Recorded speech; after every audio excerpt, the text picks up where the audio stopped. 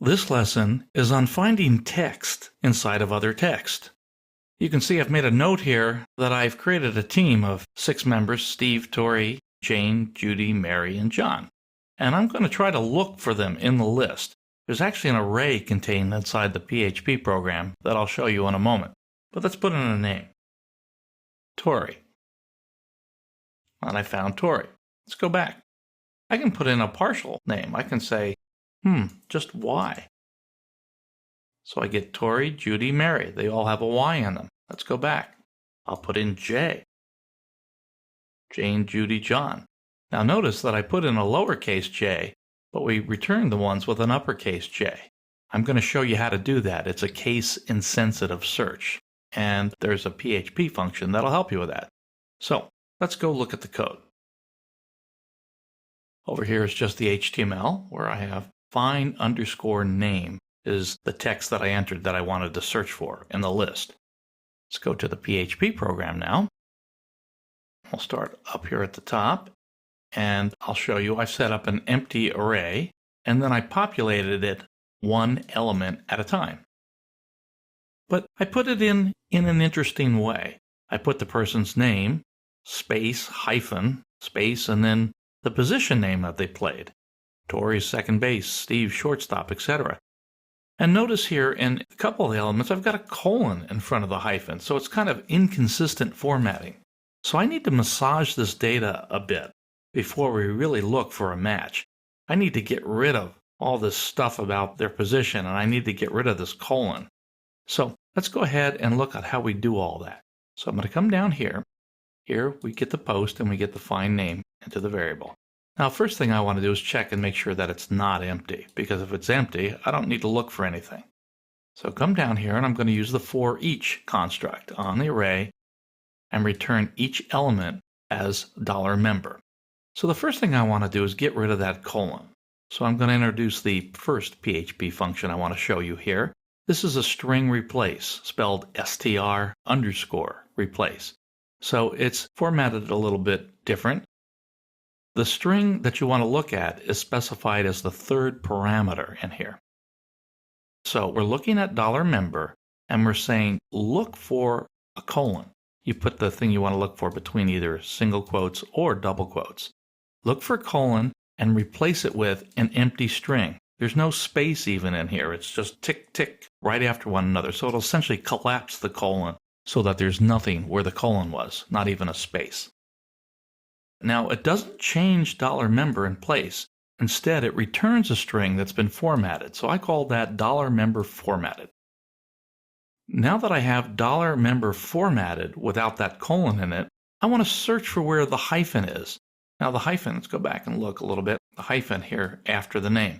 I want to get that position and then remove everything after that from the hyphen on. I want it all just to go away. So that's where I'm heading with this. Let's go down. So here I do the next PHP function I want to show you, which is a function that looks for the position in the string of another string. So here's the string we're looking for, the hyphen.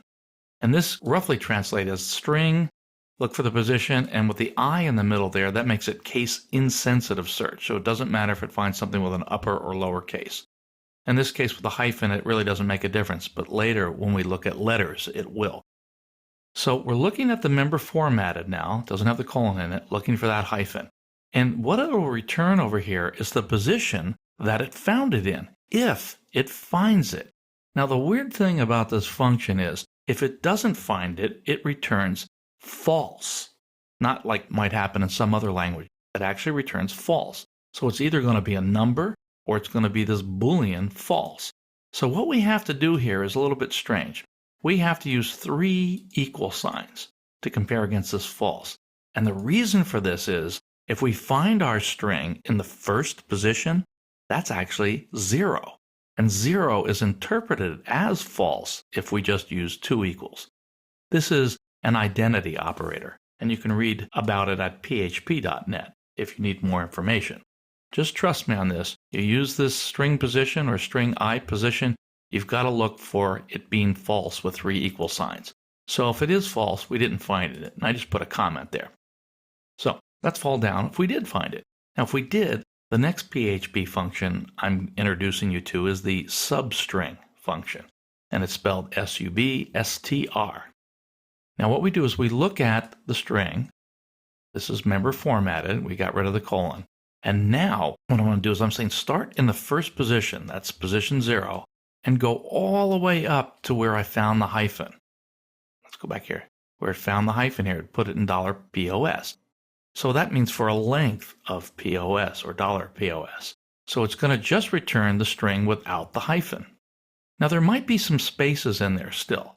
So I'm going to run a trim on it. Remember, trim gets rid of spaces or any white space really before or after what's in member formatted. It'll look at it and just get rid of trailing or leading white space or spaces.